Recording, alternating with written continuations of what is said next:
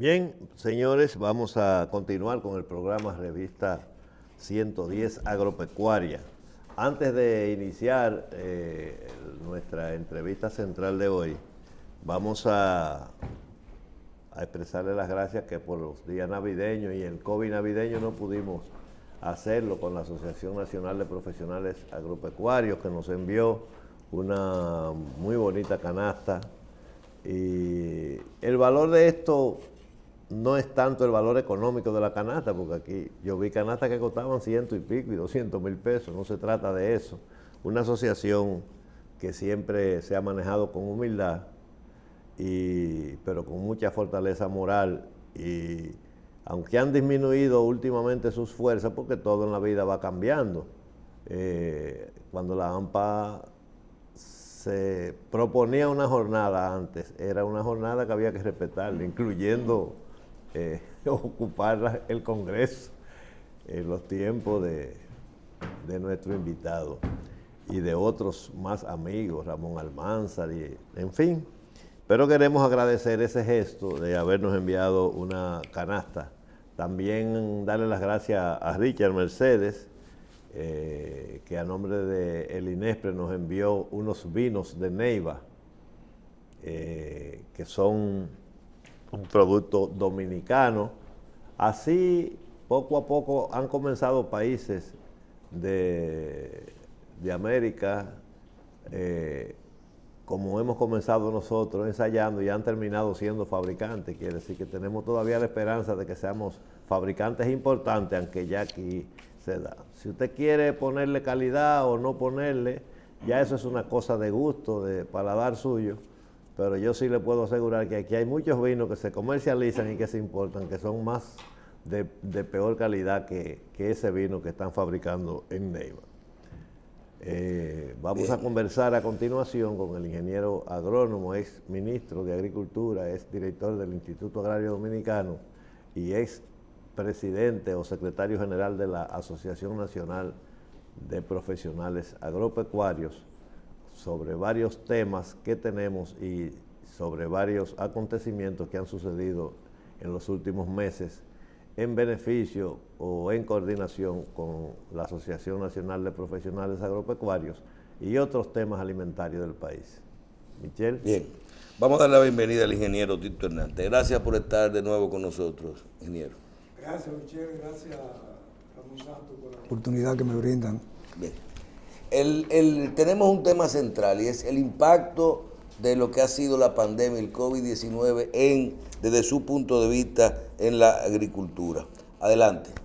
Bueno, el COVID ha impactado en la agropecuaria, y la mayor expresión de ese impacto tú lo ves en el comportamiento del aporte del sector al Producto Bruto Interno.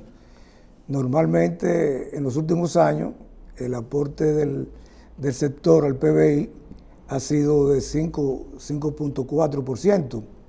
Lamentablemente, en este año, en el primer trimestre cayó en 1.2%, en el tercer trimestre subió a 1.6% y no se ha podido recuperar. Es una situación que retrata claramente el impacto negativo que ha tenido el COVID en el sector agropecuario. Si a eso tú le sumas el hecho de el aumento de precios de los commodities, el tema de la cadena de suministro, el tema del transporte marítimo, es obvio que el impacto se multiplica. Hay otro elemento que hay que tomar en cuenta a la hora de evaluar ese impacto, que es el aumento, Ramón y Michelle, de las importaciones. Nosotros en la última participación que tuvimos aquí hablamos de las posibilidades de que estuviéramos en un año de unas importaciones históricas. Lamentablemente, y lo digo lamentable porque no hubiésemos querido que esa proyección y ese pronóstico se cumpliera, efectivamente cuando se cierre ya la cifra oficiales del año 2021, pues las importaciones habrán pasado en este país, oye este dato, de 3.200 millones de dólares en el 2020 y 2019 a más de 4.500 millones de dólares en el año 2021. Tú dirás, bueno, pero hay que hablar del aumento de los fletes, exactamente. En ese aumento de más de 1.000 millones de dólares en las importaciones, el aumento de los fletes y el aumento de los commodities representa un 37% de ese aumento. El resto es de producto nuevo que se ha importado. O sea, el aumento del consumo. Aumento del consumo. Estamos hablando, para que tengamos una idea, el país tradicionalmente consume unos 350 millones de quintales de alimentos. Consumo, ¿verdad? Producimos unos 300 millones. Las importaciones de alimentos de este año representan más de 50 millones, cerca de 50 millones de quintales de alimentos. Para que tú tengas una idea, solamente en la importación de maíz representa cerca de 30 millones de quintales. Sí, pero eso, ahí está el alimento bueno, pero es que los alimentos es una buena participación la tuya, porque no solamente se produce alimento para el consumo humano. Cuando tú evalúas el comportamiento del sector en la producción de alimentos, tú incluyes el alimento que se necesita para el consumo animal, para la producción agropecuaria. Estamos hablando para la producción de leche, para la crianza de cerdo, de pollo y de res. Entonces, claro, es en ese sentido. Por ejemplo, cuando tú dices, hay un déficit en la producción de maíz, no es solamente déficit en función del maíz que consume el ser humano, sino del maíz que consumen los animales. Entonces, esa diferencia abismal entre el consumo y las importaciones. ¿No será que usted está confundiendo el PIB con el consumo de la agropecuaria nacional? ¿Cómo así? Los valores. Ese dato es específico de lo que tiene que ver del Producto Interno Bruto, alimento, de lo que tiene que ser con alimentos. No, el Producto Interno Bruto es una cosa que se evalúa constantemente. Para que tengamos una idea, así como tú evalúas la economía por indicadores, tú evalúas el comportamiento del COVID. El PIB es la parte del aporte que corresponde claro, a la agropecuaria, que tradicionalmente de 5.4%. O sea, viene descendiendo de 30 en los años 70, de una participación de un 30% a un 5.4%. Pero este año ha caído a 1.6 y no se ha recuperado más. Y eso el aporte de la agropecuaria. Totalmente. Al PIB. Al producto, digo, cifras oficiales del Banco Central. Porque yo aquí no vengo a hablar ni de cifras personales ni de suposiciones. O cifras oficiales del Banco Central o cifras oficiales del Ministerio de Agricultura. Entonces, el aporte del Producto Bruto Interno, que es lo que te retrata de manera más clara y precisa el comportamiento del sector agropecuario.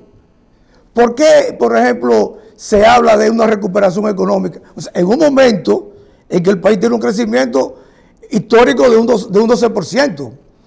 Si uno compara el crecimiento natural de la economía dominicana en los últimos años y el aporte al Producto Bruto Interno del sector agropecuario, óyeme de qué estamos hablando. Cuando la economía ha crecido un 6%, el aporte del producto del sector agropecuario ha sido de 4.5 a un 5%. Digamos que el aporte del sector agropecuario este año, en un momento en que la economía ha crecido un 10, un 12%, debió ser de un 7, un 8% mínimo. Y estamos hablando de 1.6. Entonces, es una caída estrepitosa. ¿A qué se debe, perdón? Porque ahí tiene que haber algún renglón importante afectado por una... Eso no es normal, aún con la pandemia. Bueno, tiene mucho que ver, está el impacto que que ha tenido la Feria Porcina Africana, en la queda estrepitosa, para que tengamos una idea, porque se dicen las cosas, no es que uno quiere presentar el cuadro más crítico de la cuenta, sino el cuadro más realista, que más se corresponda con la verdad. Que la Feria Porcina Africana no ha tenido un impacto en la producción de cerdo. ¿Cómo que no? Si entre octubre y noviembre, septiembre y octubre del año pasado, se importaron 15 millones de libras de cerdo. Al final. O sea, la garantía de la carne de cerdo que se dio para las Navidades fue carne importada, fundamentalmente.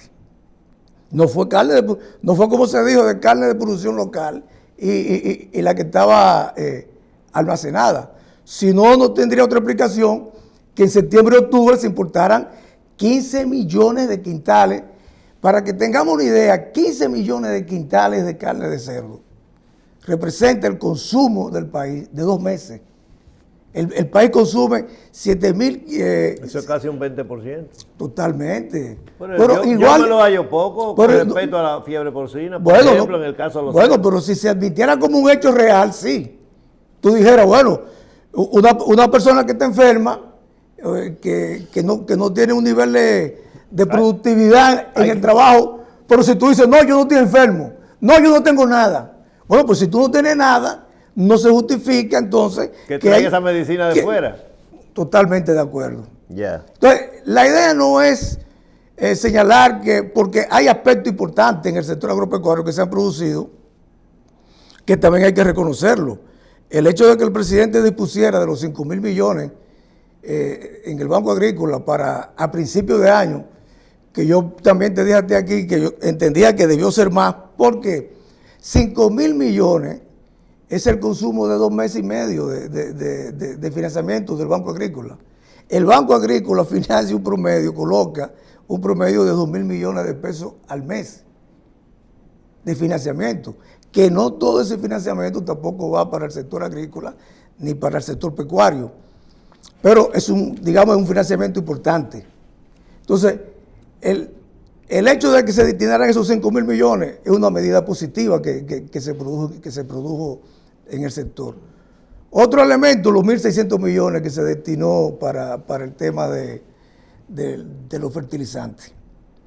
Pero es obvio que el gran reto que tiene el sector agropecuario, señores, es recuperar el sector de la pandemia, que no lo hemos recuperado. Porque hablamos, por ejemplo, es como tú decir, cuando tú dices, sí, pero hemos tenido buena producción de arroz, o hemos tenido buena producción de batata. Bueno, es como tú decir, el turismo anda bien, porque yo vi en el parque de mi pueblo 5 rubios en el parque. Bueno, pero es que el turismo no se maneja por los 5 rubios que tú viste en el parque de tu pueblo, sino por lo que dicen las estadísticas. El sector agropecuario se mide por lo que dicen las estadísticas en función del comportamiento del Producto Bruto Interno, el comportamiento de las exportaciones y de las importaciones, los servicios de apoyo a la producción, el financiamiento agrícola. Y los precios finales a los consumidores dejan ver algo de eso también. Sin embargo, Tito, yo estuve caminando por algunos supermercados y mercados y estuve viendo los precios de productos que aquí en los últimos 6 o 7 años no habían llegado a esos niveles, por productos específicos que han sido incluso muy polémicos. El ajo, por ejemplo, yo vi en el Merca Santo Domingo ayer y en otros supermercados oscilando entre 160 y 130 pesos la libra. Eso no se había visto. Claro, pero... porque eso eran 200 y pico, 180, incluso más bajo de ahí.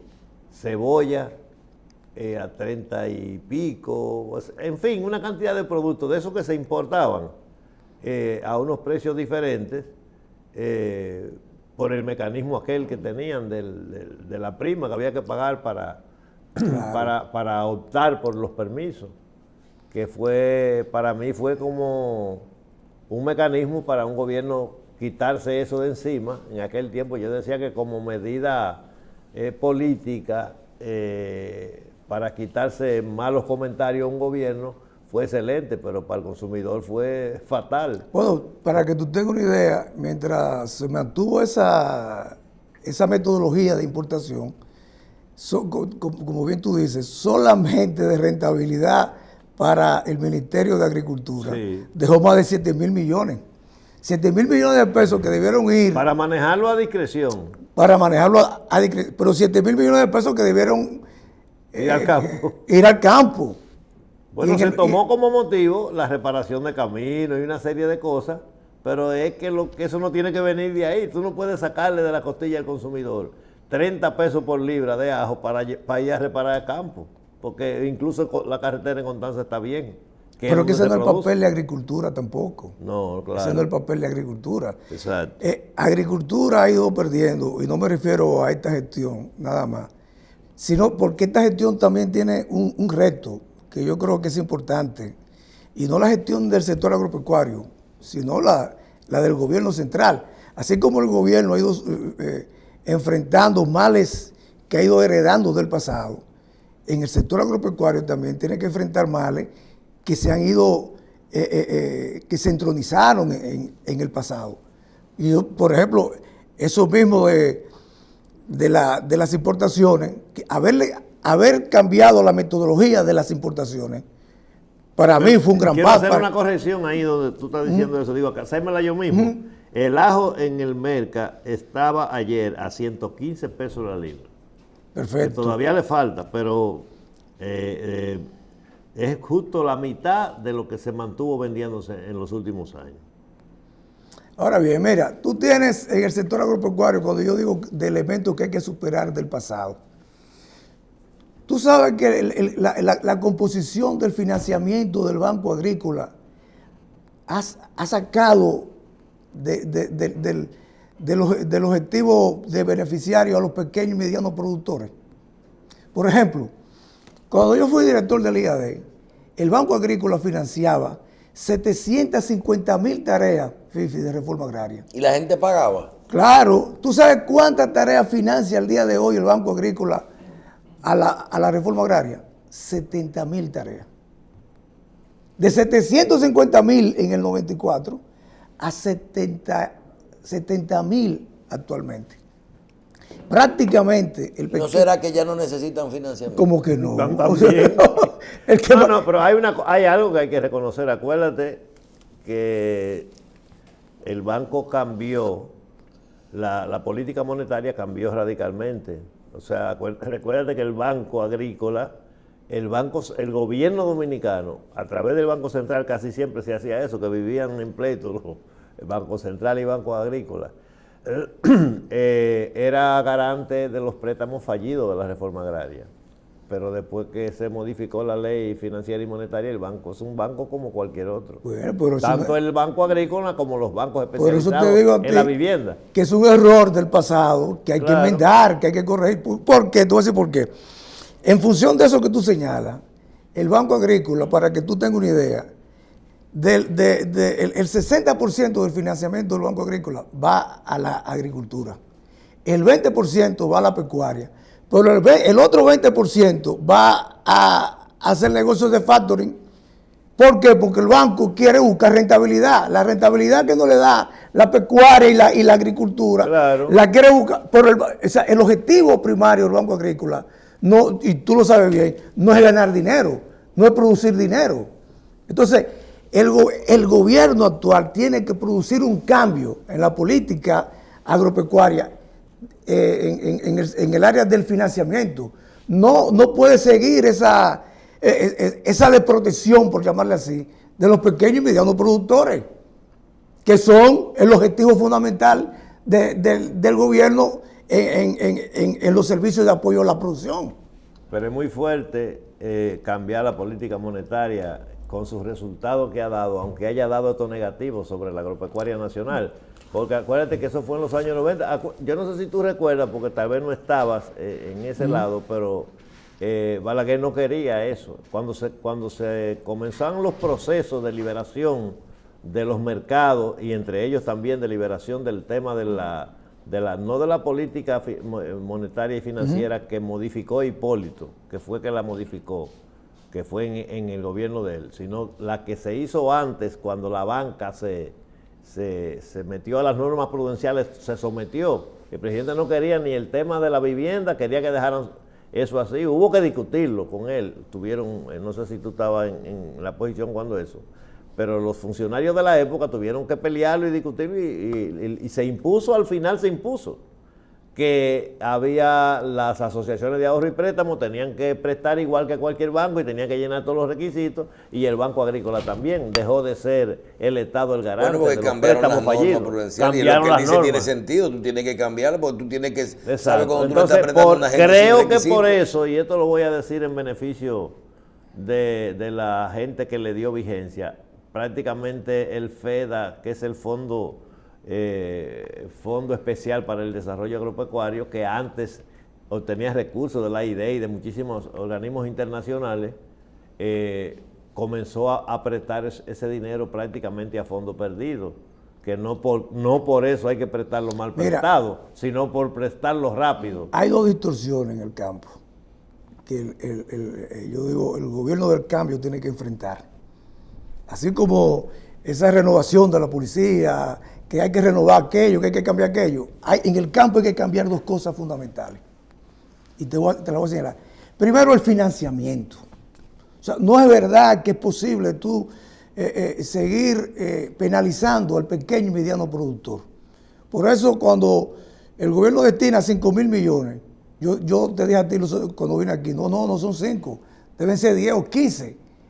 Pero para ser específicamente utilizado para financiar a los pequeños y medianos productores, a tasa cero, pero a los pequeños y medianos productores, porque están desamparados en este momento. Eso tiene que saberlo el presidente y tiene que saberlo el gobierno en sentido general. Eso por un lado. El otro elemento... ¿Y qué hace, por ejemplo, Industria y Comercio, que maneja las MIPYMES? Porque ya en estos tiempos la gente tiene que comenzar a organizarse, ya no podrán ser los préstamos como antes. Podrán lograrse las cantidades, pero ya la organización mundial y la gente está en capacidad, porque tampoco son los productores de 80 años que estaban vivos hace 20, que están en el campo, son gente jóvenes, más o menos que oscilan entre los 30 y los 50 déjame años. Déjame tener idea, porque tú te adelantaste a algo. Que el otro elemento que yo señalo, te dije el del financiamiento, es el de la titulación, Michelle. FIFI sabe que la titulación ha derivado en ser lo que no se pensó, como no se concibió al principio. Y te lo voy a dar con cifras. Hasta antes de Danilo Medina, y digamos que quien comenzó la titulación fue en la gestión mía, en el Instituto Agrario. Pero ahí se brincó hasta... Se habían titulado... La de Nicolás, ¿cómo se dice? Se habían titulado 15.000, exactamente, con Nicolás, 15.000 parceleros, y se habían titulado más de 1 millón de hectáreas de tierra. Oye este dato ahora. Con Danilo se sacaron 47.000 títulos. ¿Sabes cuántas tareas? 400.000 tareas. Estamos hablando de la comparación de un promedio inicial, tierra que es urbana, de un promedio inicial de 68 tareas cuando comenzó la titulación a 8 tareas actualmente. Creo que el gobierno actual tiene que ir cerca de los 8, no, se le hacía un título 6, 8 mil títulos. Por la parte de la casa le hacía. Pero no estamos titulando. El objetivo de la titulación es cantidad de tierra, no cantidad era titular, darle la capacidad al parcelero fundamentalmente. De convertirse en un pequeño empresario. De convertirse en un pequeño empresario para accesar al crédito. ¿Dónde va lo que tú señalas? Que era, por eso lo quería señalar, y te doy la razón. Para que ese pequeño y mediano productor acceda al financiamiento con un título, tiene que tener, no basta con que tú tengas un título de propiedad para ir al banco y decir, préstame. Tú tienes que tener un flujo de caja.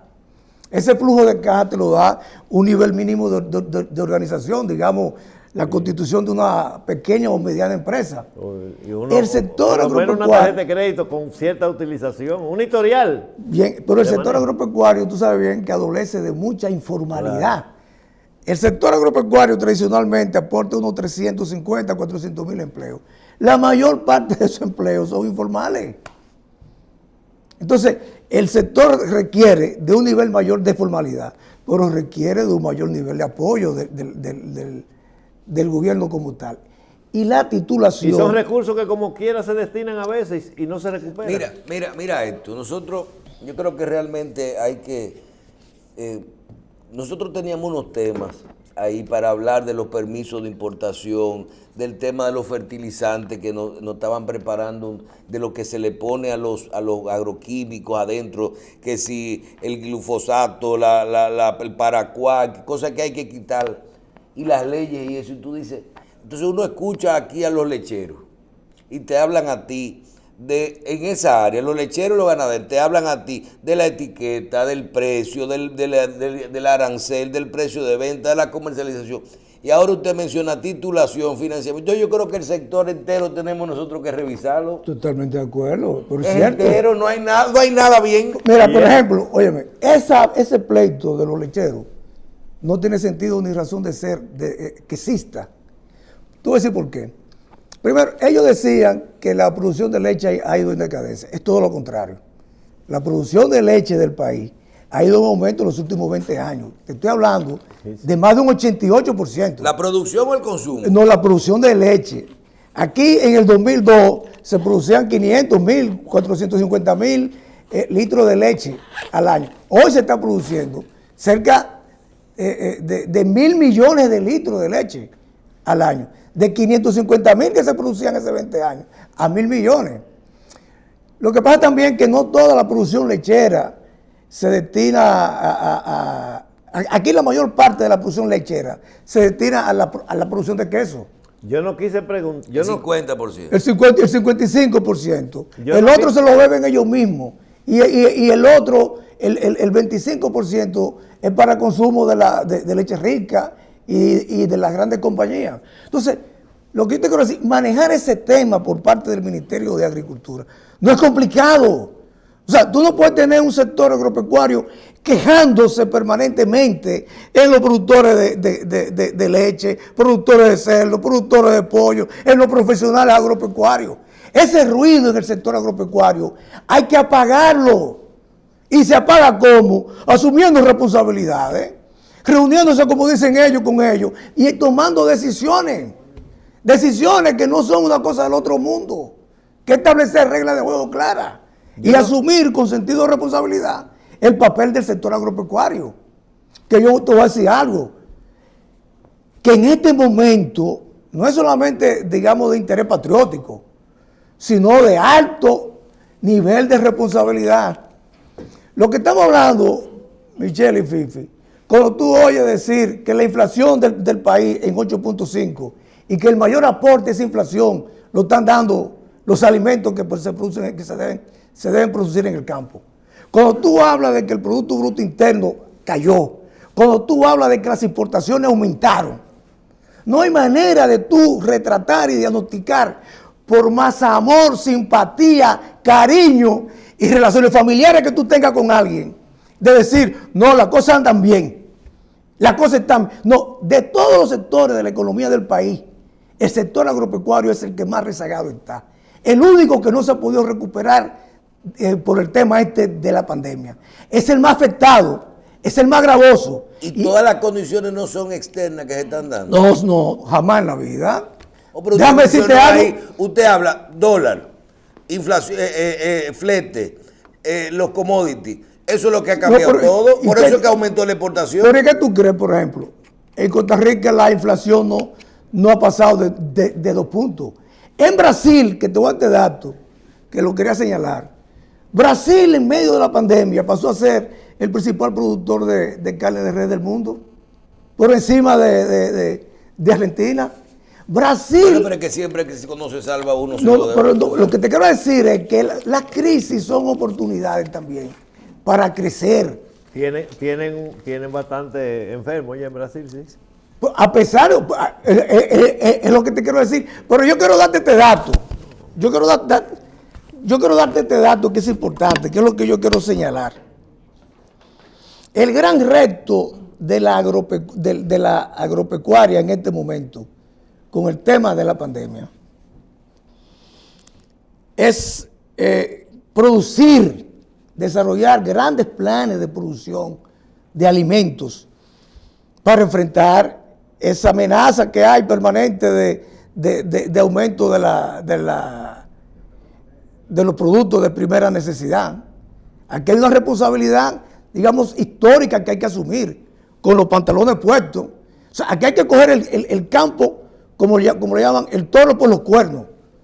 Inundar el campo de comida, o sea, inundar el país de comida, sembrar el campo en todos los niveles, dejarnos de discursos bonitos y asumir la cosa. Tú no le puedes decir a un país que donde hay peste porcina africana la cosa está bien. Tú no le puedes decir a un país que donde las importaciones crecieron históricamente, la cosa está bien. Tú no le puedes decir a un país que donde el financiamiento no está llegando a la mayoría de los productores, la cosa está bien. Tampoco puedo decirle, no hay nada bueno. No, yo lo que estoy haciendo es un llamado a que problemas como este no se sigan presentando en el sector agropecuario, a que haya una actitud de las autoridades de concertar, de dialogar, de escuchar. Y ahí te caigo en la parte final de los agrónomos y del presidente. ¿Tú crees que es posible? Hablemos de eso, porque la persona que yo he visto mejor informada por la relación que tú siempre mantienes con la AMPA, de los amigos que tengo, con lo que uno se orienta y se nutre para hablar en estos programas, es a ti. En cómo va el tema de la AMPA y eso, cómo se sienten ellos, cómo se han sentido, qué ha pasado, qué fue lo que pasó. Que lo comentamos muy poco porque ahí mismo venía el tema este de las Navidades. Bien, yo pienso que se ha producido un hecho importantísimo, muy esperanzador, muy positivo en el sector agropecuario. Y por eso hoy te planteo la cosa con la crudeza, por una razón sencilla, no con el ánimo de hacer crítica por criticar, sino porque estoy convencido de que hay un presidente que escucha, que hay un presidente que ve y que hay un presidente que actúa. Eso fue lo que hizo el presidente Luis Abinader con el tema de los profesionales agropecuarios. Había un año de lucha permanente en el sector agropecuario, de un conflicto laboral por la cancelación inconcebible, inexplicable, sin sentido, de 800 profesionales agropecuarios en el marco de esta crisis, en el marco de la pandemia. ¿Qué hizo el presidente? Bueno, intervenir correcta y oportunamente. Se reunió en octubre con los gremios y llegó a acuerdo. Acuerdo que lo ha ido cumpliendo al pie de la letra. El presidente dijo, se suspenden las cancelaciones. Se suspendieron las cancelaciones en el sector. Siempre aparecerá uno, que dos, que tres, pero en sentido general, esa política devastadora que había de cancelaciones se suspendió. El presidente se comprometió a reponer al resto de lo cancelado. Con un plan. ¿Cuál fue el plan? Bueno, ¿cuáles son los que más tienen un cuadro más dramático, más sensible en este momento? Y se identificó que dentro de esos 800 cancelados habían unos 116 cancelados que ya fueron cancelados pendientes de pensión. A un compañero de estudio, a un compañero mío, que comenzamos a trabajar juntos, le faltaban 2 meses para ser pensionado. Para llegar a la fecha de pensión. Para llegar a la fecha de pensión. Y lo cancelaron en el IAD. Entonces, y así cancelaron muchísimo. Entonces el presidente seleccionó entre cancelados, personas con tiempo ya para pensionados, enfermos, personas con algún tipo de dificultad, y esa gente se pensionó. Mediante un decreto que el presidente emitió el 17 de diciembre del año pasado. Estamos hablando de 2 compromisos que el presidente cumplió puntualmente. ¿Qué queda pendiente? La reposición de los demás cancelados, que el presidente se comprometió a hacerlo de manera gradual, que los gremios, los profesionales agropecuarios saben, es importante que yo diga esto, que es un proceso gradual, que no es un proceso automático. Pero yo aquí quiero llamar la atención del ministro de Agricultura, del administrador del Banco Agrícola, del director de INESPRE, del director del FEDA, del ministro de Medio Ambiente, que fue, y del director del INDRI, que fue donde se produjeron la mayor parte de esas cancelaciones, a que se sintonicen con el accionar del presidente. a que se coloquen a la altura en que el presidente se ha colocado y a que ellos no esperen que el presidente le ordene reponer al resto de los cancelados, sino que entiendan el espíritu de la decisión del presidente, que es cuál, llevar armonía, tranquilidad y estabilidad laboral en el sector agropecuario, porque el sector agropecuario, con el cuadro dramático que tiene, no resiste más ruido.